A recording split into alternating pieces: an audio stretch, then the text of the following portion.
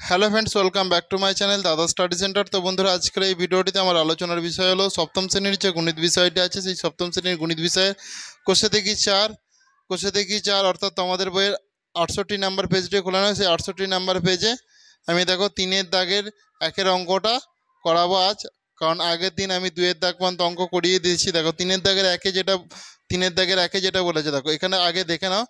আচ্ছা, রেহানা ও সায়ন দুজনেই পরীক্ষা দিয়েছে। প্রত্যেকের পরীক্ষায় মোট 12টি প্রশ্ন ছিল। দেখো, রেহানা 8টি প্রশ্ন ঠিক উত্তর এবং 4টি প্রশ্নের ভুল উত্তরের জন্য 36 নাম্বার পেয়েছে, কিন্তু প্রতিটি ঠিক উত্তরের জন্য 6 নাম্বার পেয়েছে।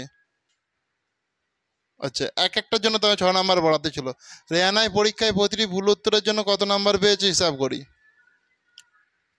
ওকে, ভালো করে দেখো, তোমরা প্রত্যেকে বোর্ডে ভালো করে লক্ষ্য রাখো। দেখো, আটটি প্রশ্নের ঠিক উত্তরের জন্য নম্বর পেয়েছে। একটা প্রশ্নের জন্য কত ছিল? 6 ছিল। আমি তোমাদেরকে ভালো করে দেখিয়ে দিচ্ছি।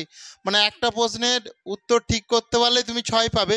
তাহলে এটা 8টি প্রশ্নের উত্তর ঠিক করেছিল, কারণ এখানে তো বলেছে রিহানা 8টি প্রশ্নের উত্তর ঠিক করেছিল। তাহলে 8টি প্রশ্নের উত্তর ঠিক করেছিল মানে 8 6 48। তাহলে 48 নাম্বার পাওয়ার কথা, কিন্তু প্রশ্নতে বলছে কিন্তু 4টি ভুল উত্তরের জন্য সে 36 পেয়েছে।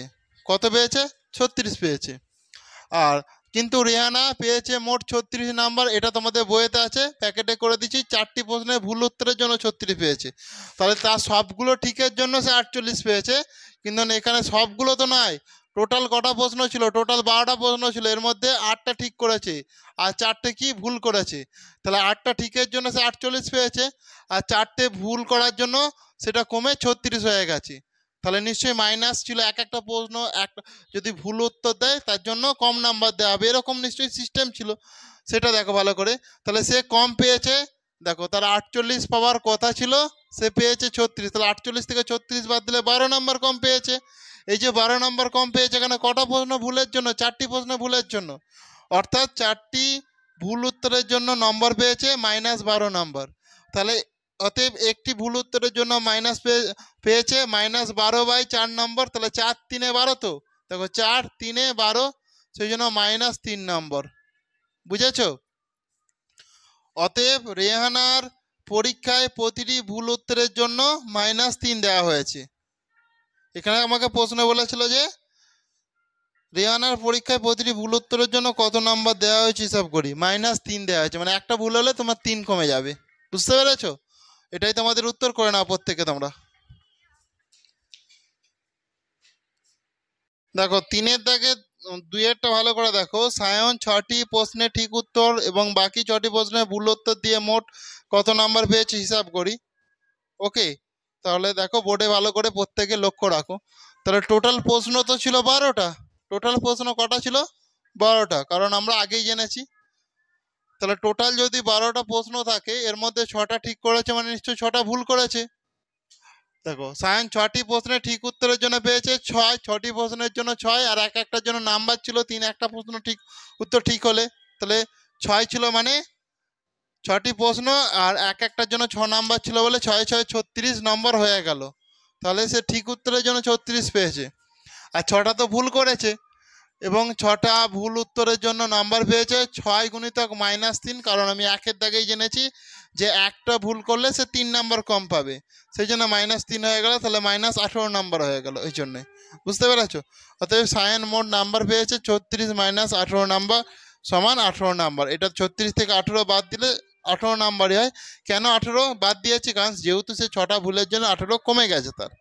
বুঝতে পেরেছো? তাহলে এরপর তোমরা এটা করে নিও, প্রত্যেকে যে যার খাতায় করে নাও। আমি 4-এর দাগের অঙ্কটা করাবো, এটা হয়ে গেলে তোমরা প্রত্যেকে 4-এর দাগের অঙ্কটা ভালো করে দেখো। কোনো জায়গার তাপমাত্রা 12 ডিগ্রি সেলসিয়াস প্রতি ঘন্টায় সমান হারে তাপমাত্রা কমতে কমতে 8 ঘন্টা পরে সেখানকার তাপমাত্রা -4 ডিগ্রি সেলসিয়াস হয়।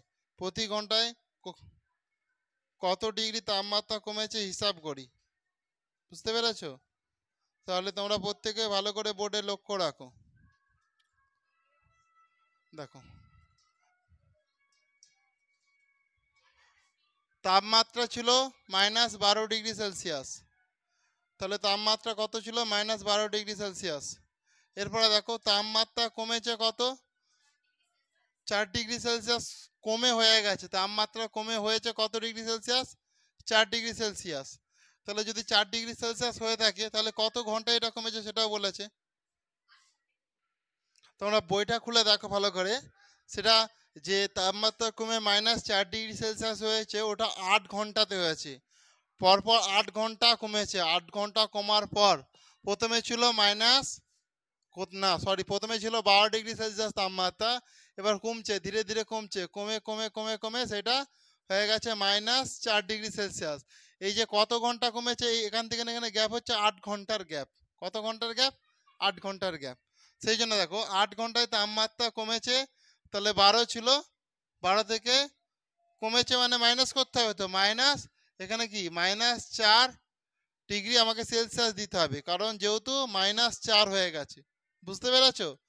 তাহলে এখানেও একটা মাইনাস, এখানেও একটা মাইনাস, তোমাদের মনে প্রশ্ন হতে পারে, এটাই ঠিক, কারণ তাপমাত্রা কমেছে মানে মাইনাস, আর কমেছে কত ডিগ্রি হয়ে গেছে, -4 ডিগ্রি হয়ে গেছে। বুঝতে পেরেছ?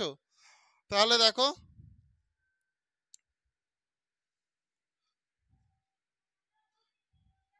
তাহলে 12°C মাইনাসে মাইনাসে কি +4°C সমান 16°C হয়ে গেল। সেই জন্য তাহলে দেখো প্রতি ঘন্টায় তাপমাত্রা কমেছে সমান 16°C বাই 8।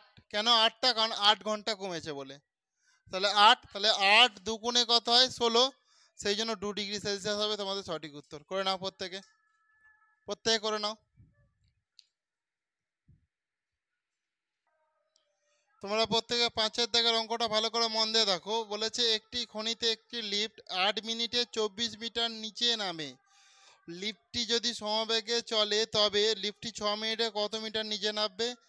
ওই লিফটটা যদি ভূমি 10 মিটার ওপর থেকে নিচে নামতে শুরু করে তবে 70 মিনিটে ভূমির কতটা নিচে নামবে হিসাব করি।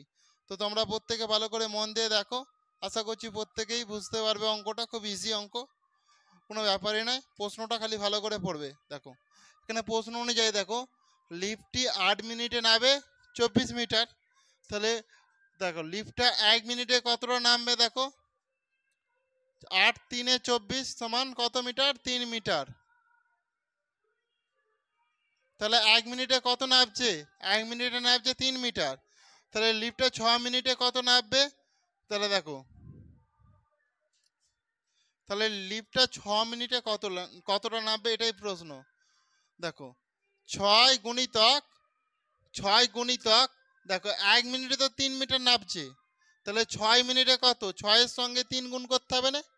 কারণ কি, যদি 1 মিনিটে 3 মিটার নামে, 1 মিনিটে নেমে যাচ্ছে কত? 3 মিটার, তাহলে 6 মিনিটে আরও তো বেশি নামবে, বেশি নামলে কি গুণ করতে হবে? তাহলে 6 গুণিতক 3, 6 3 18 মিটার হয়ে গেল। সেই জন্য এরপর বলেছে লিফটটা যদি 70 মিনিট নামাচ্ছি, মানে লিফটটাকে 70 মিনিট চালু রেখেছি নিচের দিকে, তাহলে কতটা নামবে?